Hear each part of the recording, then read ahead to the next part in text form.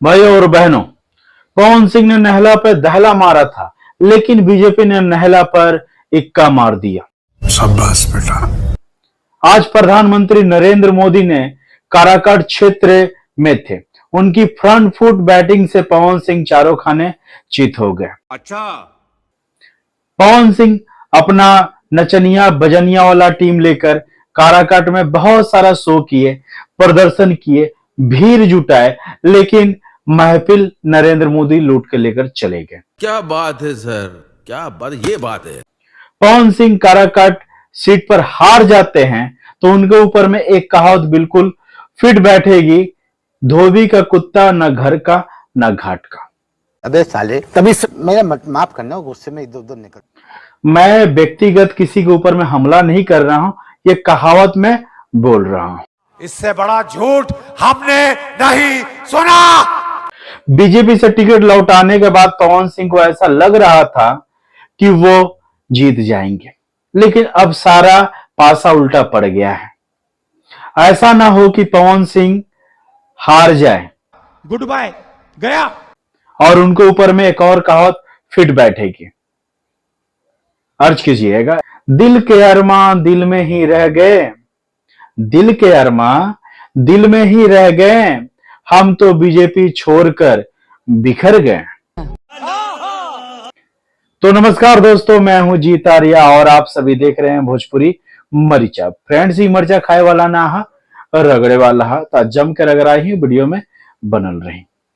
Friends, Pawan Singh ने ऐसा कभी नहीं सोचा था कि काराकाट में नरेंद्र मोदी आएंगे और उनके अगेंस्ट में उनका प्रचार करेंगे।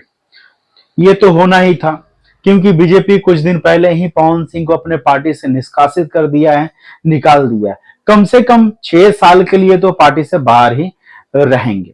उन्होंने सोचा था कि हम निर्दलीय चुनाव लड़ेंगे और बीजेपी के कैंडिडेट जो उपेंद्र कुशवाहा है उनको हरा देंगे और हराने के बाद में हम बीजेपी में शामिल हो जाएंगे। लेकिन उनके सपनों पे पूरा पानी फिर गया। सबसे पहले बीजेपी ने एक्शन लिया कि पवन सिंह को पार्टी से निकाल दिया। उसके बाद में उसी क्षेत्र में नरेंद्र मोदी पहुंच गए अपना प्रचार करने के लिए। तो नरेंद्र मोदी अब पवन खेसारी पर कितने भारी पड़ेंगे ये तो आप लोगों को पता होगा। अगर पवन सिंह ये चुनाव हार जा रहे हैं तो पवन सिंह का पॉलिटिकल करियर है वो समाप्त के कगार पे पहुंच जाएगा, क्योंकि बीजेपी तो उनको लेगी नहीं, क्योंकि वो हारे हुए कैंडिडेट है। और अदर जो पार्टी है वो क्यों लेगी एक हारे हुए कैंडिडेट को? उनको किसी पार्टी में जाने के लिए सबसे पहले ग्राउंड लेवल पर मेहनत करना होगा, खटना होगा, उसके बाद में ही कोई पार्टी उनको लेगी। पवन सिंह को बीजेपी ने टिकट दिया था आसनसोल से, लेकिन पवन सिंह ने उस टिकट को रिटर्न कर दिया। पहले तो बहुत खुश हुए, खुशी मनाए कि बीजेपी ने उनको टिकट दिया, क्योंकि पहले से ही बीजेपी के लिए वो पवन सिंह काम किया करते थे। तो ये खुशी जाहिर किए, लाइव आकर फेसबुक के जरिए, व्हाट्सएप के जरिए, सोशल मीडिया के जरिए वो जाहिर किए और ट्विटर के जरिए बीजेपी के जो आला कमान है उनको शुक्रिया अदा किया, थैंक यू, धन्यवाद भी किए। लेकिन अचानक एक दिन के बाद में उनका मूड बदला और आसनसोल वाला टिकट वापस कर दिए। इसका सबसे बड़ा कारण था शत्रुघ्न सिन्हा। शत्रुघ्न सिन्हा वहां से बतौर कैंडिडेट टीएमसी के तरफ से थे, और शत्रुघ्न सिन्हा एक फेमस बिहार के जाने माने और बॉलीवुड के जाने माने एक एक्टर है जिसको पूरा इंडिया, हिंदुस्तान पहचानता है। पवन सिंह का जो स्टारडम है उससे कई गुना ज्यादा स्टारडम शत्रुघ्न सिन्हा का, ये पवन सिंह अच्छी तरह जानते थे।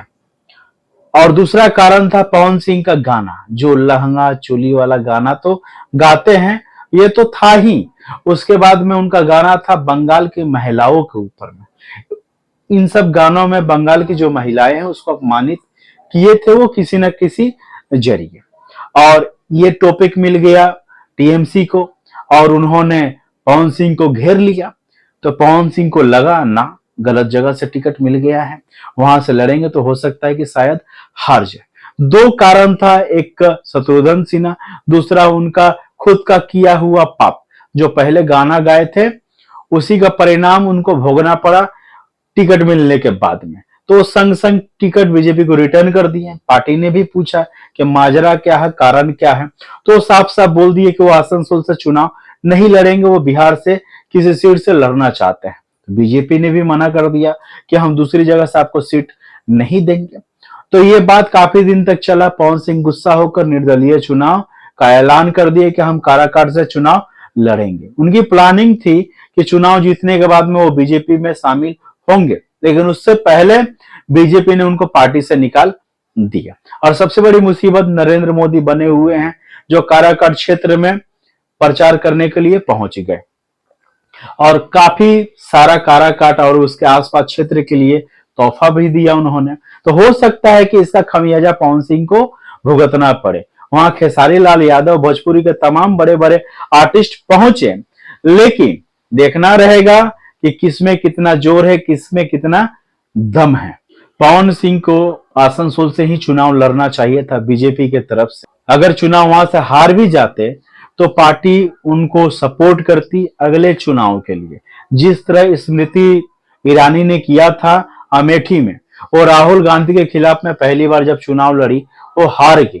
वो ग्राउंड लेवल पर जाकर उन्होंने मेहनत किया 5 साल और फिर से इलेक्शन लड़ा, फिर से उनको टिकट दिया बीजेपी ने और वो जीत गई और आज वो कैबिनेट मिनिस्टर है। तो पवन सिंह को हार नहीं माननी चाहिए थी, डरना नहीं चाहिए था। आसनसोल के ही सीट से चुनाव लड़ते, क्या हुआ, एक बार हार ही मिलती।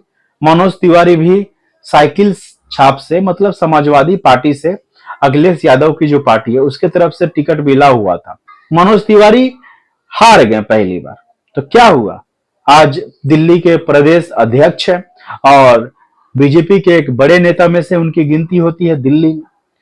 तो हर किसी को मेहनत करना पड़ता है, जीरो लेवल से शुरू करना पड़ता है, आगे चलकर उसका परिणाम मिलता है। वैसे भी गीता में एक कहावत आप लोगों ने बहुत सुना होगा, चर्चित कहावत है कि कर्म किए जा फल की इच्छा ना कर। तो पवन सिंह को भी कर्म करना चाहिए था। 5 साल के बाद में फिर टिकट मिलती, फिर इलेक्शन लड़ते, जीत जाते, कौन सा आफत आन पड़ा था जो आपको निर्दलीय चुनाव लड़ना ही था। खैर, वो पवन सिंह की मर्जी है। और वैसे भी भोजपुरी में उनका स्टारडम तो था ही, 5 साल के बाद में ही लड़ लेते अगर उनको हारने का डर था तो। और वैसे आप लोगों की क्या राय कमेंट करके बताइएगा। अगर पवन सिंह काराकाट से चुनाव हार जाते हैं तो क्या उनका कैरियर समाप्त हो जाएगा? अगर जीत जाएंगे तो किस पार्टी में शामिल होने वाले हैं? तो आप लोग मुझे कमेंट्स करके जरूर बताइएगा। तो चलिए फ्रेंड्स, अगले वीडियो में फिर से आप सभी से मुलाकात होगी। जय भोजपुरी, जय हिंद।